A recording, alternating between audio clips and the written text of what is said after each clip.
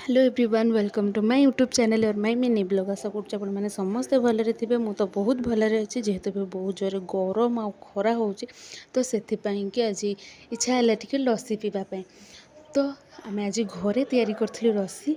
बाबा को मुझे कहीदे दही बॉर्नविटा चेरी काजू आने घरे बास चीनी थिला और नड़िया थिला। तो आनला आम एमती किछिटा सिंपल सा लस्सी बनईलु। तो आम खरा देखी लस्सी बनैला बेलू सेपटे मेघ आसला घड़घड़ी बिजुली पवन सहित।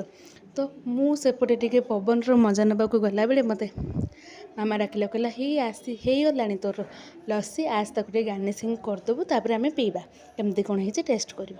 तो मुझे गार्निशिंग कर सारा पर आ लस्सी कथा कौन कहि बहुत टेस्टी थिला।